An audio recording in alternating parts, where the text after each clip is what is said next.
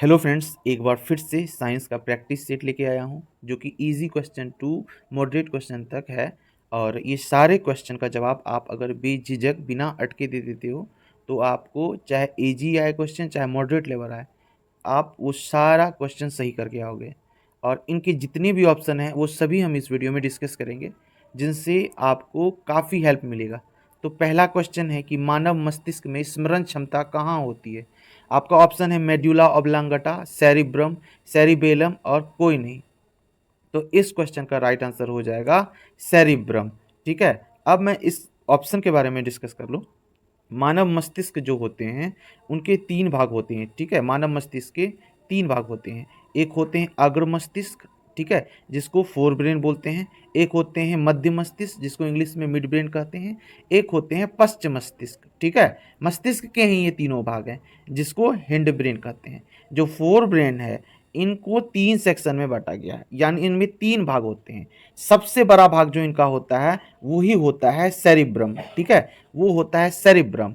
और सेरिब्रम में जो होते हैं सोच, विचार, योजना, विश्लेषण, भाषा, आविष्कार, कल्पना और स्मरण, ये सभी चीजें सेरिब्रम से रिलेटेड होती है। ठीक है, ये सारी चीजें कहाँ होती है? सेरिब्रम में होती है। और दूसरा ही भाग होता है इसी का हाइपोथैलेमस। ठीक है, जो कि भूख प्यास, ठंडा गर्म, प्यार नफरत, सुख दुख, इन सब के लिए रिस्पॉन्सिबल होता है। ठीक है, और तीसरा भाग इनका होता है ओल फैक्ट्री। ओल फैक्ट्री किसके लिए रिस्पॉन्सिबल है? जो भी हम सूंघते हैं ना नाकों से, उनके लिए रिस्पॉन्सिबल होता है ये ओल फैक्ट्री। तो हमने फोर ब्रेन के बारे में जाना, मिड ब्रेन के बारे में जान लेते हैं। मिड ब्रेन जो होते हैं ऑप्टिकल लोब, यानी हम जो भी चीज़ें अपनी आंखों से देखते हैं उनके लिए ये रिस्पॉन्सिबल होते हैं ब्रेन के सेक्शन। ठीक है, ये आंखों से जुड़े नर्व होते हैं जो ब्रेन को सिग्नल पहुंचाते हैं। ठीक है, मिड ब्रेन में। फिर हम देन आगे कुछ रिस्पॉन्स करते हैं। हिंड ब्रेन, ठीक है, हिंड ब्रेन के भी तीन सेक्शन होते हैं, यानी ये भी तीन भागों में होते हैं। जो हिंड ब्रेन का मेन है सेरिबेलम। ठीक है, सेरिबेलम जो होते हैं इनके विशेष रूप से यानी वॉलंटरी एक्शन यानी ऐच्छिक कार्य, ठीक है, एक्ट वॉलंटरी एक्शन, ऐच्छिक कार्य के लिए ये रिस्पॉन्सिबल होते हैं, जैसे बोलचाल, काम काज, चलना, और स्पेशली जिनसे क्वेश्चन भर भर के एग्जाम में आते हैं, बॉडी बैलेंसिंग या बैलेंसिंग। ठीक है, बॉडी बैलेंसिंग। दूसरा है आपका इसका मेड्यूला ऑब्लांगटा। जो मेड्यूला ऑब्लांगटा है वो इनवॉलंटरी एक्शन, ठीक है, यानी अनैच्छिक क्रिया। ठीक है, अनैच्छिक क्रिया के लिए रिस्पॉन्सिबल होता है, जैसे लार, उल्टी, हार्ट बीट, रक्तचाप, श्वसन क्रिया, इन सब के लिए ये रिस्पॉन्सिबल होती है। और तीसरा होता है पोन्स मेरुला। ये जो पोन्स मेरुला होते हैं ये श्वसन दर के लिए रिस्पॉन्सिबल होता है। तो हमने जितने भी ऑप्शन में थे हमने हर किसी को डिस्कस कर लिया, और अब इसको मैं इरेज करता हूं। अब चलता हूं अगले प्रश्न की ओर। अगला प्रश्न है कि तेल अगला प्रश्न है कि एक बैरल निम्नलिखित में से लगभग कितना होता है। तो एक बैरल में जो होते हैं, पहले तो इसका राइट आंसर बता दूं मैं, इसका राइट आंसर होता है 159 लीटर। बैरल जो होते हैं ना, इससे तेल का मापन वगैरह किया जाता है, और एक बैरल में होते हैं आपके 158। एक्यूरेट मैं कैलकुलेटर की बात करूं तो 158 पॉइंट, ये ठीक है, ये पॉइंट है 158.1987। ठीक है, ये आप कैलकुलेट करोगे एक बैरल बराबर कितना लीटर, तो इतना बताएगा। ठीक है, ये तो ऑप्शन में रहेगा नहीं पूर्णांक में, तो अगर 159 है तो इस प्रकार 159 टिक कर देंगे। अगर यहाँ पे अगर आपको ऑप्शन में ऐसा दिखे तो आप ये भी टिक आउट कर सकते हो। ठीक है, अब इसको इरेज करते हैं, चलते हैं अगले प्रश्न की ओर। अगला प्रश्न है कि वॉशिंग मशीन का कार्य सिद्धांत है। ठीक है, वॉशिंग मशीन कौन से कार्य सिद्धांत पे कार्य करता है? अपकेंद्रण, ठीक है, यहाँ स्पेलिंग मिस्टेक हुआ है थोड़ा, अपकेंद्रण, अपोहन जिसको डायलिसिस कहते हैं, विसरण और उत्क्रम प्रासरण। ठीक है, तो इस क्वेश्चन का आपका राइट आंसर हो जाएगा अपकेंद्रण। ठीक है, अपकेंद्रण में क्या होते हैं? बाहर की ओर, ठीक है, बाहर की ओर फोर्स लगता है। ठीक है, एक होते हैं अभिकेंद्र बल, एक होते हैं अपकेंद्र बल।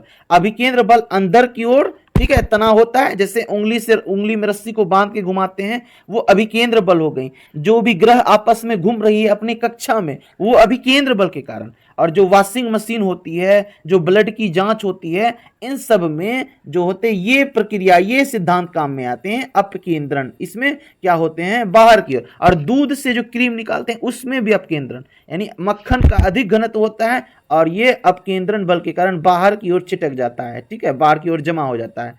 ठीक है, और जो जो दूध बचते हैं वो बीच में ही रह जाते हैं कम घनत्व के कारण। अब अपोहन की बात कर लेते हैं। अपोहन यानी डायलिसिस, ठीक है, अपोहन यानी डायलिसिस। डायलिसिस किसको कहते हैं? ये जो डायलिसिस होते हैं रक्त शोधन की कृत्रिम विधि है। यानी जिनका किडनी खराब हो जाता है, हमारे किडनी जो होते हैं वो क्या करते हैं, ब्लड का फिल्ट्रेशन करते हैं ना, ब्लड का फिल्ट्रेशन करते हैं। किडनी में होते हैं नेफ्रॉन, वही क्या करते हैं, ब्लड को फिल्टर करने का काम करते हैं, यानी रक्त का शुद्धिकरण करने का काम करते हैं। लेकिन अगर किसी का किडनी खराब हो जाए तो उनको कैसे किया जाता है, तो उनका डायलिसिस किया जाता है, अपोहन किया जाता है। यह एक कृत्रिम विधि है, इस विधि द्वारा रक्त का शोधन किया जाता है। विसरण, विसरण किसको कहते हैं? विसरण क्या होते हैं? उच्च सांद्र क्षेत्र से निम्न सांद्र क्षेत्र की ओर गति करने की विधि को कहते हैं। और हम लोग जो गैसों का जो आदान प्रदान होता है प्लांट में हो या फिर जहां भी, वो विसरण विधि द्वारा ही होता है, ठीक है। और उच्च सांद्र से निम्न सांद्र की ओर, यानी कि जिस तरफ उच्च सांद्र है किसी तरफ निम्न सांद्र है। मान लीजिए हम लोगों के अंदर अभी का ये ऑक्सीजन की कमी है तो निम्न सांद्र है, और ऑक्सीजन इन्वायरमेंट में अधिक है, ठीक है। तो ऑक्सीजन जो हम लोग सांस लेते हैं अंदर क्यों जाता है, ये उच्च सांद्र से निम्न सांद्र की ओर चला जाता है। और हमारे अंदर जब कार्बन डाइऑक्साइड अधिक हो जाता है, यानी कार्बन डाइऑक्साइड का सांद्रण हमारे अंदर अधिक हो जाता है और बाहर कम होता है, तो हम अंदर से बाहर की ओर निकाल देते हैं। तो इस प्रकार गैस का जो एक्सचेंज होता है, गैस का बदलाव जो होता है विसरण विधि द्वारा होता है। अच्छा, विसरण विधि द्वारा ठोस, द्रव, गैस तीनों में हो सकते हैं, ठीक है। ठोस का ठोस में, ठोस का द्रव में, ठोस का गैस में, इस प्रकार विसरण विधि तीनों में हो सकते हैं, ठीक है। अगला है ये परासरण। परासरण को बोलते हैं ऑस्मोसिस और उत्क्रम परासरण यानी रिवर्स ऑस्मोसिस। तो रिवर्स ऑस्मोसिस में क्या होते हैं, यह एक जल शोधन प्रक्रिया है, ठीक है। इसके द्वारा क्या होते हैं, आयनों, खनिजों, इन सबको हटाने में उपयोग किया जाता है, ठीक है। अब मैं इनको एक बार पहले इसको इरेज कर दूं, फिर मैं बताता हूं, ठीक है। एक बॉक्स बनाया हमने, ठीक है, यहाँ सेमी परमिएबल में हमने लगाया, इधर भी वाटर है, इधर भी वाटर है, इधर प्योर वाटर है, ठीक है, और इधर क्या है, सॉल्टी वाटर है। तो सॉल्टी वाटर है तो सांद्रता अधिक होगी, ठीक है, मतलब इधर कण ज्यादा होंगे ना, नमक के कण अधिक होंगे। इधर प्योर वाटर है तो नमक के कण है होंगे ही नहीं, तो इधर से फॉरवर्ड उधर करेंगे किस ओर, जिधर शुद्ध है, ठीक है। तो इस प्रकार शोधन प्रक्रिया में इसका यूज किया जाता है, वो भी किस में, तो जल शोधन में, ठीक है। और बीच में क्या लगाता है, सेमी परमिएबल। अब आगे चलते हैं अगले प्रश्न की ओर। हमने सारा ऑप्शन डिस्कस कर लिया, अगला प्रश्न देखते हैं। बल गुणनफल होता है, ठीक है, बल गुणनफल होता है। बल का इंग्लिश क्या होता है, फोर्स। अगर आप जानते होंगे कि F बराबर m इंटू ए होता है, m यानी द्रव्यमान, a यानी त्वरण, तो द्रव्यमान गुना त्वरण ऑप्शन बी में है, तो इसका राइट आंसर हो जाएगा द्रव्यमान और त्वरण। अब अगर इसको SI में लिखने को कहे तो m का होता है kg और त्वरण का होता है ms माइनस टू, तो इस प्रकार हो जाएगा kg ms माइनस टू, ठीक है। अब इसको इरेज करते हैं, चलते हैं अगले प्रश्न की ओर। पेंडुलम गति तीव्र गति से चल सकती है। ऑप्शन है ग्रीष्म ऋतु, शीतकाल, बसंत ऋतु, कोई नहीं है एक से अधिक। तो इस क्वेश्चन का आंसर हो जाएगा शीतकाल। अब ऐसा क्यों, ये बताता हूँ। एक आवर्त गति जब आप पढ़ेंगे तो उसमें आपको आवर्त काल बराबर पढ़ने को मिलेगा 2 पाई अंडर रूट L बटा G, ठीक है। यानी अगर आवर्त काल बढ़ेगा, यानी लंबाई अगर बढ़ेगी तो आवर्त काल भी बढ़ जाएगा, लंबाई अगर घटेगी तो आवर्त काल भी घटेगा, ठीक है। अगर आवर्त काल घटेगा तो खुद ब खुद कोई भी चीज़ तेज हो जाएगी, ठीक है, तो क्या हो जाएगी, तीव्र हो जाएगी। अब बता देते हैं कैसे। कोई भी जो लंबाई होती है, ये बेसिक थिंग आपको भी पता होगा, किसी भी वस्तु की लंबाई गर्मी के कारण, ठीक है, गर्मी के कारण क्या होती है, बढ़ जाती है, और अगर जो ठंडा होता है तो उसके कारण घट जाती है। और अगर लंबाई ठंडी के दिनों में घटी, ठीक है, ठंडी के दिनों में क्या हुई, लंबाई घटी, लंबाई घटी तो क्या हुआ, आवर्तकाल घटा, आवर्तकाल घटा तो तीव्र हो जाएगी, ठीक है। अगर जल्दी जल्दी वो अपना आवर्त पूरा करने लगे तो क्या होगी, गति तीव्र हो जाएगी। तो यही है, यानी अगर लंबाई घटेगी जो कि शीतकाल में घटती है तो आवर्तकाल भी घटेगा, आवर्तकाल घटेगा तो गति तीव्र हो जाएगी, ठीक है। और अगर गर्मी के दिनों की बात की जाए तो लंबाई बढ़ जाएगी और आवर्तकाल भी बढ़ जाएगा, आवर्तकाल बढ़ेगा तो घड़ी सुप्त हो जाएगी, यानी ग्रीष्म ऋतु में पेंडुलम सुप्त हो जाती है, यानी सुस्त चलने लगती है। लेकिन वही अगर ठंडी के दिन की बात करें तो लंबाई घट जाती है। पटरी के बीच गैप देखते हो, वो क्यों होता है, क्योंकि वो गर्मी के दिनों में बढ़ जाता है, ठीक है, बट ठंडी के दिनों में क्या होती है, घट जाता है। तो यही कारण है, ठीक है, आवर्तकाल का इस प्रकार संबंध है आपके लंबाई से। अब चलते हैं अगले प्रश्न की ओर। अगला प्रश्न है, रासायनिक तत्व के अणु के संदर्भ में चुंबकीय क्वांटम संख्या का संबंध है, ठीक है। तो ये पूछा जा रहा है क्वांटम संख्या से, ये प्रश्न है। तो इसमें अभिविन्यास से, आकृति से, चक्रण से, कोई नहीं या एक से अधिक। तो इस क्वेश्चन का राइट हो जाएगा अभिविन्यास से। ठीक है, अब ऑप्शन की डिस्कशन कर लेते हैं। तो चूंकि क्वांटम संख्या की बात की जा रही है, तो क्वांटम संख्या जो होते हैं मुख्यतः 4 होते हैं। ठीक है, एक होते हैं प्रिंसिपल क्वांटम नंबर, इनमें कक्षों की संख्या यानी n, n मतलब क्या होती है, कक्षों की संख्या ज्ञात करते हैं, यानी कक्षों की संख्या का पता चलता है। दूसरा एजीमुथल क्वांटम नंबर होता है, एजीमुथल क्वांटम यानी ऑर्बिटल और कक्षा, सब कक्षा यानी सब ऑर्बिटल, सब ऑर्बिटल की बात करते हैं, तो सब ऑर्बिटल के बारे में पता चलता है। ठीक है, कि एल है कि पी है कि एस है, ये सभी चीजें किसमें पता चलती है, हमें एजीमुथल में पता चलती है। ठीक है, तीसरा है आपका magnetic quantum number, magnetic quantum number में आपका अभिविन्यास के बारे में पता चलता है। ठीक है, कि यानी जैसे कि मान लीजिए, इसको इरेज कर देता हूं, अब बताता हूं। मान लीजिए यहाँ पे ये पी है, ठीक है, आपका एस है, अब पी है, ठीक, एस है, अब पी है। पी में क्या होते हैं, 6 है, 1 2 3 4 5 6। ठीक है, अब देखिए ये है पी, तो ये हो गया एजीमुथल क्वांटम नंबर तक पता चल गया। अब magnetic quantum number, magnetic quantum number यानी सब ऑर्बिटल में, सब ऑर्बिटल में कितने ये जो है कि कक्षक उपस्थित हैं।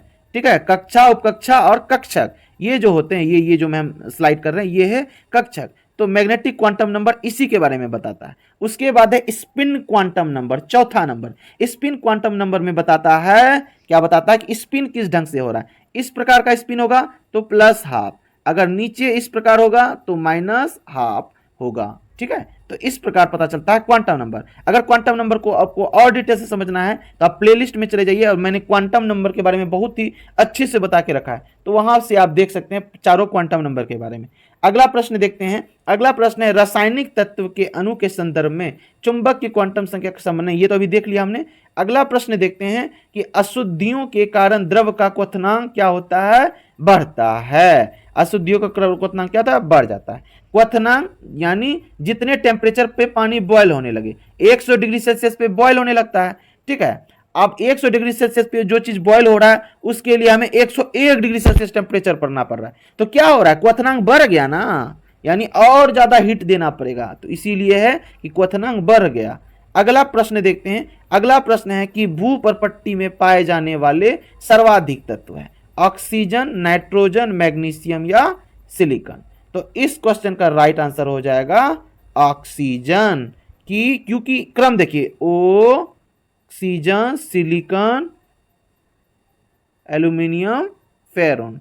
ठीक है, सबसे अधिक ऑक्सीजन, फिर सिलिकॉन, फिर एल्यूमिनियम, फिर फेरॉन। ठीक है, सबसे अधिक क्या तत्व पाए जाते हैं, तो ऑक्सीजन पाए जाते हैं, ये बात ध्यान दीजिएगा।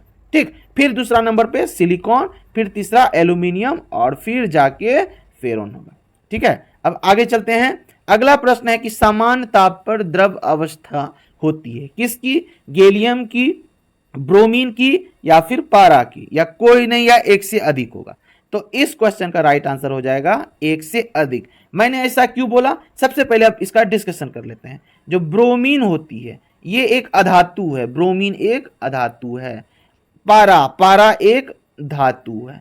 ठीक है, और ये दोनों ही रूम टेम्परेचर लिक्विड फॉर्म में होता है। ठीक है, ये दोनों ही रूम टेम्परेचर पे लिक्विड फॉर्म में होता है, बशर्ते फर्क यही है कि ब्रोमीन अधातु है और पारा धातु है। अब गैलियम देख लेते हैं। गैलियम एक धातु है, ठीक है, लेकिन ये रूम टेम्परेचर से थोड़ा अधिक, यानी 28 डिग्री सेल्सियस टेम्परेचर पे ये द्रव अवस्था में चला जाता है, यानी पिघलने लगता है। इसलिए कहते हैं हम कि गैलियम को हथेली पे रखने पे पिघल जाती है। रूम टेम्परेचर पे नहीं होगी लिक्विड फॉर्म में, लेकिन जैसे ही थोड़ा सा, उससे थोड़ा सा अधिक, जैसे कि अपने हथेली पे रखेंगे तो वो पिघल जाएगा, गैलियम भी और सीजियम भी दोनों। ठीक है, तो इस क्वेश्चन का राइट आंसर हो जाएगा आपका एक से अधिक। ठीक है, बढ़ते हैं अगले प्रश्न की ओर। अगला प्रश्न है सोना अभिक्रिया करता है, तो इस क्वेश्चन का क्या राइट आंसर हो जाएगा। सबसे पहले तो ये जान लीजिए कि जो धातु होते हैं, एक होते हैं हाईली रिएक्टिव, जो ऊपर के धातु क्रम होते हैं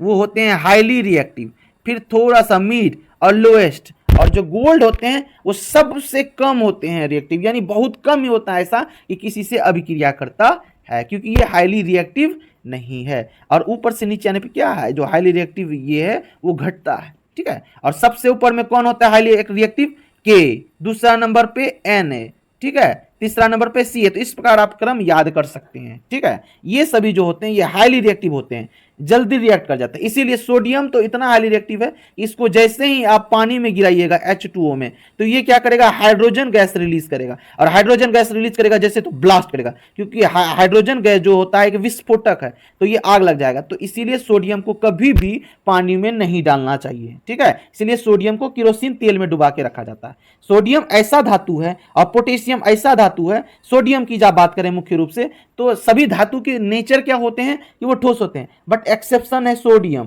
ठीक है। इनको चाकू से आसानी से काटा जा सकता है, सोडियम को चाकू से आसानी से काटा जा सकता है, ठीक है। और पोटेशियम को भी इसके बाद दूसरे नंबर पे आसानी से काटा जा सकता है। तो मेन सोडियम के बारे में बुक में ज्यादा दिया हुआ रहता है।